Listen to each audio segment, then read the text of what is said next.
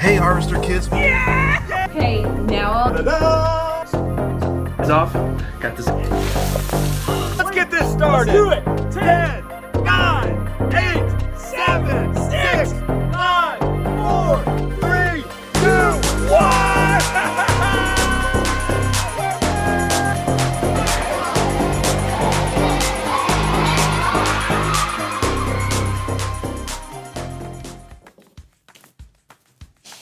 Hey, welcome to Story Lab. This week, we're talking about forgiveness, while we take a look at the story of a man who found himself far from home.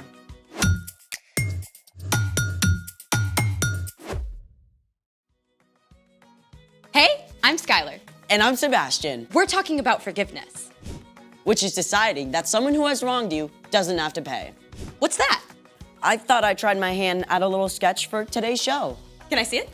It's not good. Please, please, please, please. I mean, It looked really good from what I saw. Can I see it? okay.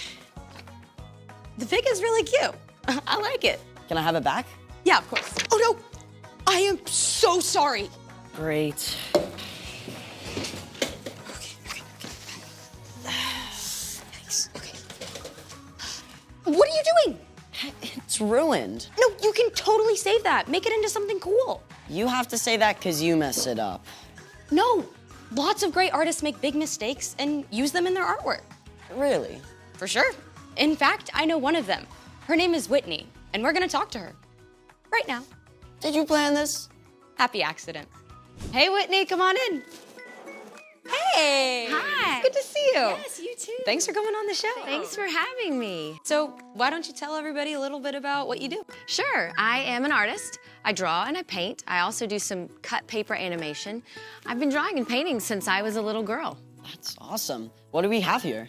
Right, so I like to draw from observation. This is candy, and that I had lying around my house, and a plant, and also trees. I love drawing trees in different seasons. These are amazing. What got you interested in art? Well, I've always loved to draw and paint, but when I was in high school, my art teacher laughed at me because I couldn't read a ruler.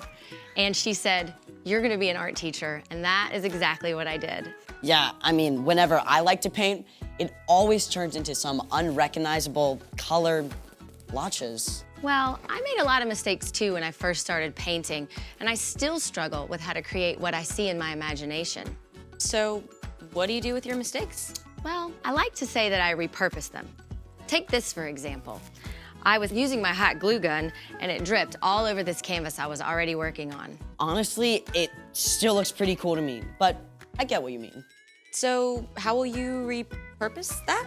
I've got a few ideas. Can I show you later? Absolutely. In the meantime, it's time for...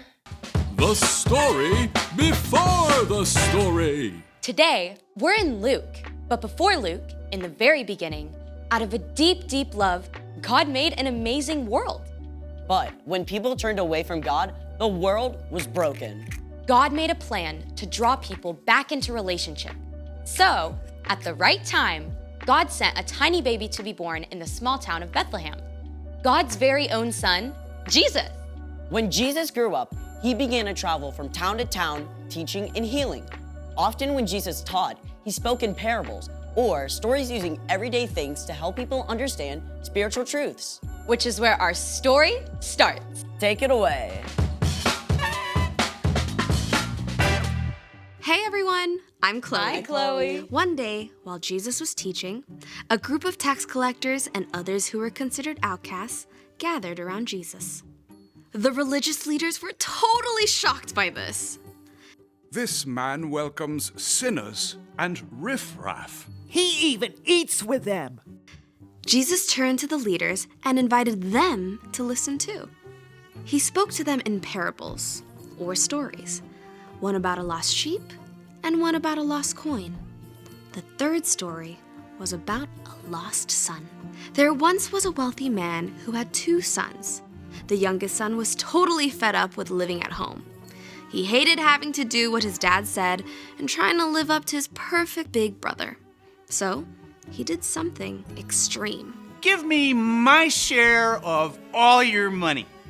Now, this was really rude, but it's even worse than you might think. Usually, family money would only be passed on to children after the father died. So it's like the younger son was saying he wished his father was dead. Even though the father must have been terribly hurt, he divided up his property and gave a share of the money to the younger son. I'm in the money. Woohoo, the sky is sunny. The younger son took off for a faraway country. When he arrived, he started spending money like it was water. Fine clothes, awesome food, wild parties. The younger son lived it up, big time. But you can guess what happened. The money ran out. And right about that time, a famine hit. It was hard to find food, even if you did have money. The younger son was stuck. So he went to work for a pig farmer.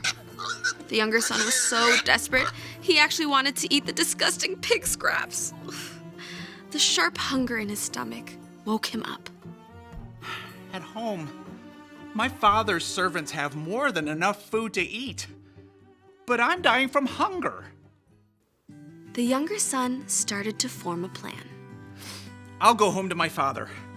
I'll say to him, "Father, I have sinned against heaven, and I have sinned against you. I am no longer fit to be called your son. Make me like one of your hired servants." Yeah, that's it. So the younger son set off for home. He was tired and weak, and the journey seemed to take forever. But at last, he neared home. I'm no longer fit to be called your son. But while the son was still a long way off, his father saw him. The father's heart was filled with love. He ran to his son and threw his arms around him and kissed him. Father, I have sinned against heaven and against you. I am no longer fit to be called your son. But the father called out to the servants. Quick, bring the best robe and put it on him. Put a ring on his finger and sandals on his feet. Bring the fattest calf and kill it. Let's have a feast and celebrate. This son of mine was dead, and now he is alive again. He was lost, and now he is found. In no time at all, the younger son was dressed in fresh clothes instead of rags, and found himself the guest of honor at a feast. His head must have been spinning. But meantime, we can't forget the older brother. The whole time his kid brother was out living wild and wasting money, the older brother was working hard for their father. The older brother had been out in the field all day, so when he came home to the sounds of music and dancing, he was shocked. He called one of the servants. What's going on? Haven't you heard? Your brother came back. Your dad's so excited, he killed the fattest calf for a party. What? You should come in. Your father's looking for you. Let me think. No. Just think what you'd feel like if you were the older brother. This whole thing was so unfair. When the father came out and begged his older son to come in, the son let him have it. Look, all these years, I've worked like a slave for you. I have always obeyed your orders. You never gave me even a young goat so I could celebrate with my friends. But this son of yours wasted your money on crazy things. Now he comes home, and for him, you killed the fattest calf. The father looked on his older son with the same love he gave his younger son.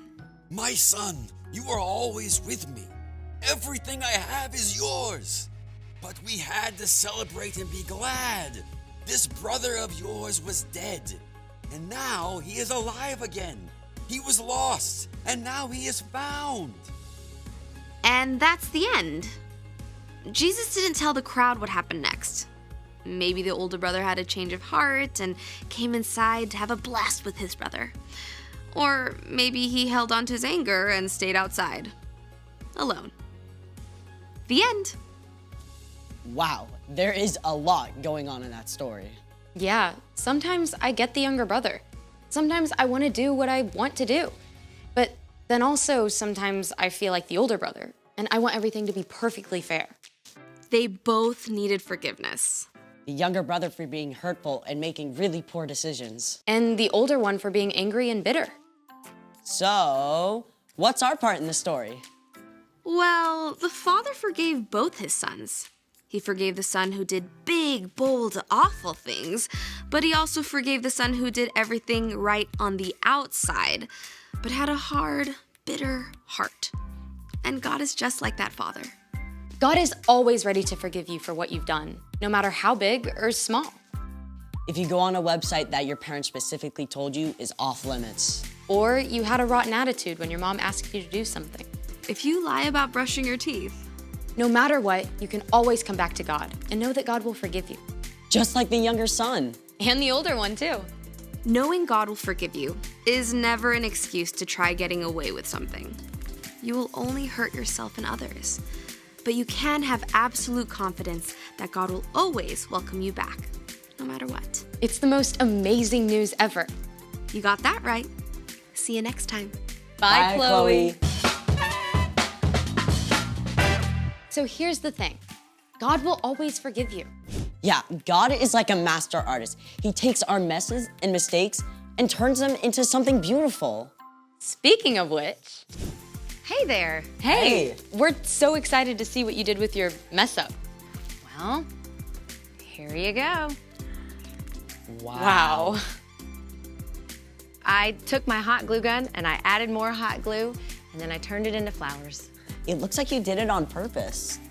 Hey, thanks for hanging out with us today and showing us your process. My pleasure. See you guys next time. Bye, Whitney. She really inspired me. Hey, let's see your sketch. See how your mistake turned into something amazing? Yeah. Thanks for joining us in the Story Lab. See you next time. Yeah. Come on. Let's go. I know I'm gonna make mistakes in this life I live, but you never leave me. You forgive. I won't always get it right. It's alright, 'cause no matter what I do, I'm always loved by you. In the morning time, I'm gonna sing. God, you make me smile when you do and you think. I'm thankful for the way you set me free and all of the ways that you love me. I know I'm gonna make mistakes in this life I live, but you never leave me.